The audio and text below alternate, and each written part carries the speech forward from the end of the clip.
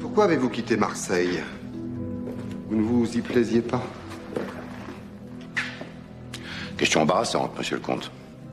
Mais puisque vous me la posez, j'oublie ma modestie et je vous réponds. J'ai bénéficié d'une promotion. Pour service rendu?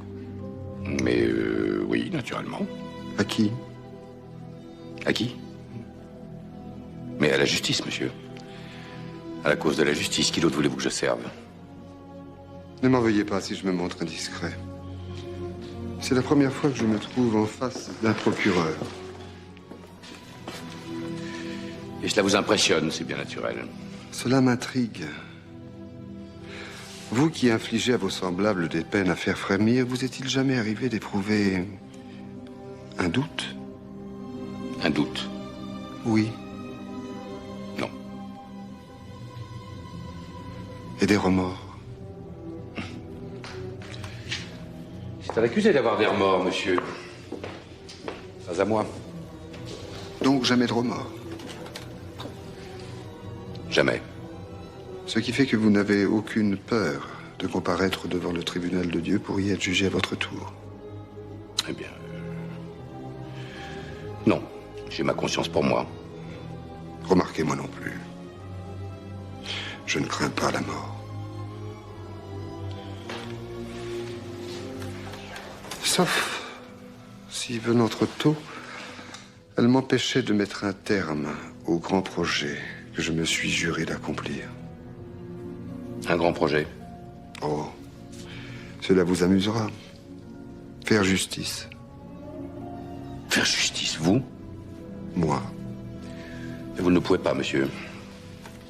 Ce serait un inextricable capharnaüm si n'importe qui se mettait en tête de rendre la justice. Faut pas que vous soyez n'importe qui, naturellement. Mais pour faire justice, il y a des magistrats. Oh, rassurez-vous. Je ne songeais pas à me substituer à la justice des hommes. Mais il n'y en a pas d'autres. Mais si, monsieur le procureur, mais si. Celle que nous évoquions à l'instant, la justice de Dieu.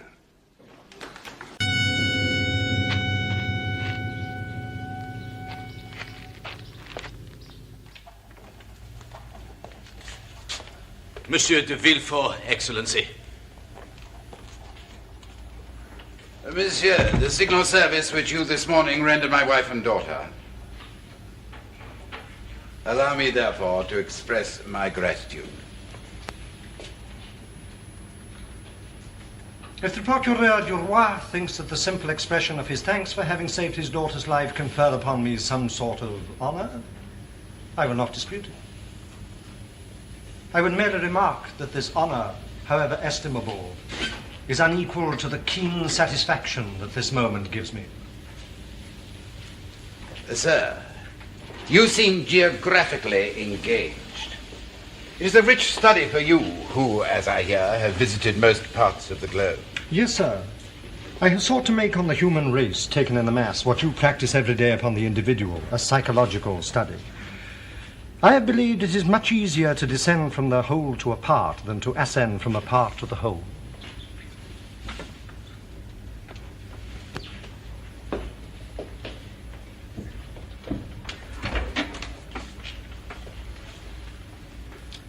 Sit down, sir, I beg of you. Ah, you philosophize. Well, sir, if I, like you, had nothing else to do, I would seek a more amusing occupation. Why, sir, in truth, man is but an ugly caterpillar for him who will study him under a solar microscope. But you said, I think, that I have nothing else to do.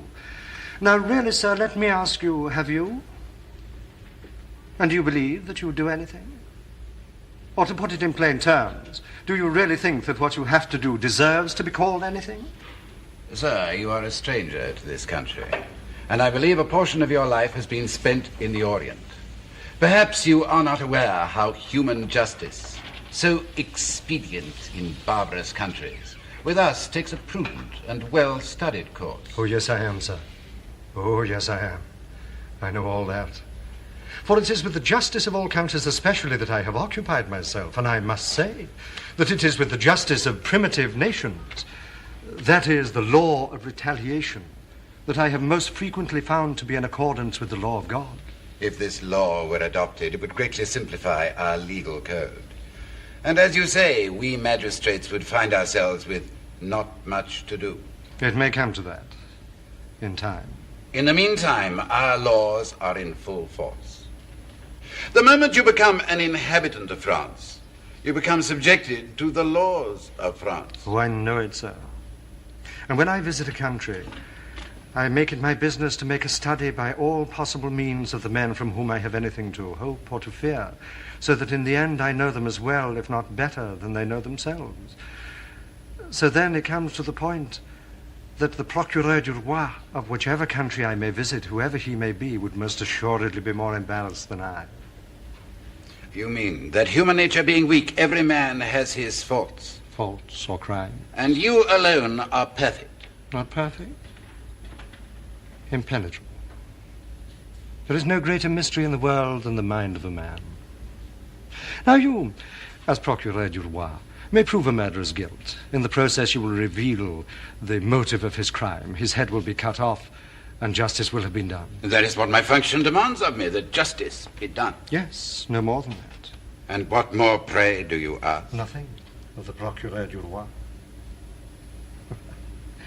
Now let us suppose that your murderer is penniless and killed for money because he was hungry. Well, there are plenty of penniless, hungry people in the world, but they don't all become murderers.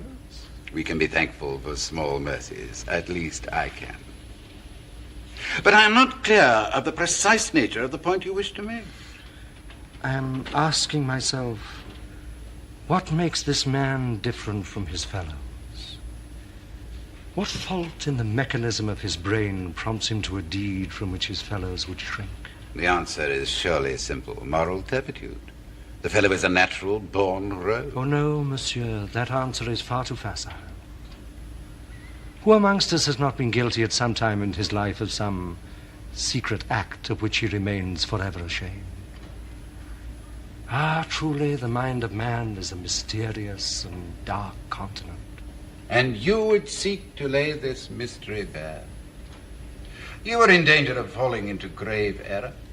You confuse man's mind with his soul. I do not believe that they are separable. Upon my word, you sacrifice greatly to pride. When a man would play God, the devil stands at his elbow. You detect in me the sin of pride.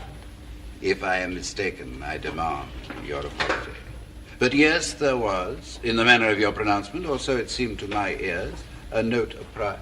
Did I make any pronouncement? I thought that I'd merely made an expression. Then I judged you too quickly. In you, Monsieur le Comte, I perceive a superior being endowed with curious perception and remarkable powers of intelligence. These are qualities of greatness. I salute them gladly. I would only add this. You may be above others, but above you there is God. Above us all, monsieur, there is God. I have my pride for men. That's true. But I lay aside my pride before God, who has taken me from nothing to make me what I am.